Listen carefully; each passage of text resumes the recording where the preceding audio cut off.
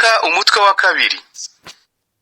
Muri icyo gihe umwami w'i Roma witwaga Augusito ategeka ko haba ibarura ry'abaturage bo mu bihugu byose byategekwaga n'Abanyaroma. Iryo barura rya mbere ryabaye igihe Quirini yari umutegetsi w'intara ya Siriya. Nuko abantu bose bajya kwiyandikisha, buri wese mu mujyi w'iwabo. Yosefu nawe ava mu mujyi bo mu bihugu byose byategekwaga n'Abanyaroma. Iryo Nazareti mu ntara ya Galileya agana mu ntara ya Yudeya, ajya mu mujyi wa Betelehemu aho umwami Dawidi yavukiye, kuko yari uwo mu nzu no mu muryango wa Dawidi. Barura rya mbere ryabaye igihe Quirini yari umutegetsi w'intara ya Yosefu ajya kwiyandikishayo ari kumwe na Mariya umugeni yasabye wari utwite. Bakiri i Betelehemu araramukwa, abyara umuhungu we w'imfura amufubika utwikiriya. Nuko abantu bose bajya kwiyandikisha, buri wese mu mujyi w'iwabo. Yosefu nawe ava mu mujyi wa Nazareti mu ntara ya Galileya agana mu ntara ya Yudeya, ajya mu mujyi wa Betelehemu aho umwami Dawidi yavukiye, tw'impinja amuryamisha mu muvure, kuko nta mwanya bari babonye mu icumbi. Muri ako karere hari abashumba barariraga intama zabo ku gasozi. Umumarayika wa Nyagasani arababonekera, ikuzo rirabagirana rya Nyagasani, kuko yari uwo mu nzu no mu muryango wa Dawidi. Rirabagota maze bagira ubwoba bwinshi. Uwo mumarayika niko kubabwira ati, mwitinya. Yosefu ajya kwiyandikishayo ari kumwe na Mariya umugeni yasabye. Inkuru nziza izashimisha cyane abantu bose. Uyu munsi mu mujyi wa Dawidi havuye umukiza wanyu we Kristo Nyagasani. Dore ikiza kumubabye wari utwite. Bakiri i Betelehemu araramukwa, abyara umuhungu we w'imfura amufubika utwenda tw'impinja amuryamisha mu muvure, kuko nta mwanya bari babonye mu icumbi. Muri ako karere hari abashumba barariraga intama zabo ku gasozi.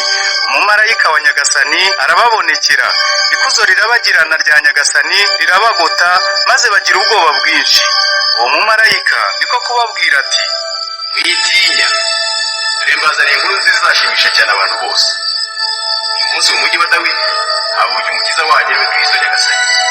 Dore ikiza kumubabwira. Muri usanga uruhinja rufubitse utwenda ruryamye mu muvure.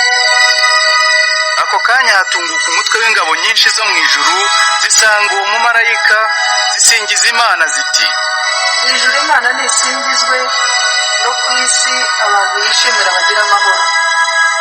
Abamarayika bamaze gusubira mu ijuru, abashumba barabwirana bati, nimureke tujye i Betelehemu turebe ibyabaye, ibyo Nyagasani atumenyesheje. Bagenda bihuta, basangayo Mariya na Yosefu n'uruhinja ruryamye mu muvure. Ngo babone uwo mwana, batekerereza abantu ibyo bamubwiweho. Ababyumvise bose batangazwa cyane n'ibyo abashumba bababwiraga. Mariya we abika ibyo byose ku mutima, agahora abizirikana. Nyuma abashumba basubirayo, bagenda basingiza Imana bayihimbaza kubera ibyo bumvise n'ibyo babonye byose, kuko babisanze uko bari babibwiwe.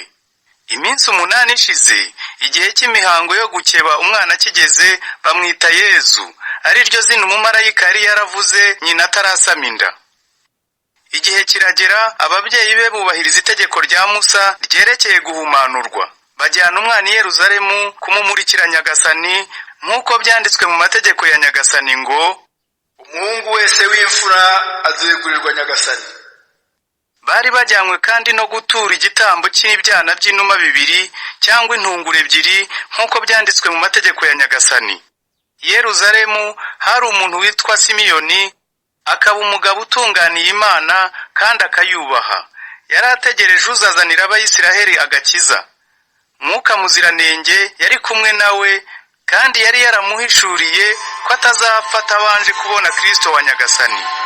Nuko Simeyoni ajyanwa na Mwuka mu rugo rw'ingoro y'Imana. Ababyeyi b'umwana Yezu bari bamujyanyeyo ngo bamukorere imihango itegetswe. Simeyoni aramuterura, ashimira Imana ati, databuja, washohoje ibyo wansezeranyije, none undeke nigendera amahoro. Niboneye n'amaso yanjye agakiza kawe, ako wageneye amahanga yose. Niboneye urumuri rwo kumurikira amahanga, niboneye n'ikuzo ry'ubwoko bwawe bw'Abisiraheli. nuko se na nyina bagumya gutangazwa n'ibyo Simeyoni amuvuzeho. Maze Simeyoni abasabira umugisha kandi abwira Mariya nyina w'uwo mwana ati, dore uyu mwana azanywe no kugira ngo benshi mu Bisiraheli bagwe abandi babyuke. Imana izamugira intangamugabo benshi bazarwanya, bityo ibitekerezo bihishwe mu mitima ya benshi bishyirwa ahagaragara, kandi nawe bizakubera nk'inkota ikwahuranyije umutima. Hariho n'umuhanuzikazi witwaga Ana, umukobwa wa Fanuweli wo mu muryango wa Sheri. Yari ageze mu zabukuru kandi yari yaramaranye n'umugabo w'imyaka 7 maze arapfakara. Amara imyaka 84 adasiba mu rugo rw'ingoro akorera Imana ijoro n'amanywa, yigomwa kurya kandi asenga. Nuko uwo mwanya Ana uwo araza ashimira Imana, kandi iby'uwo mwana abitekerereza bari bategereje bose ko Yerusalemu ivanwa mu buja. Ababyeyi ba Yesu barangije imihango yose yategetswe na Nyagasani, basubira mu mujyi wabo i Nazareti muri Galileya.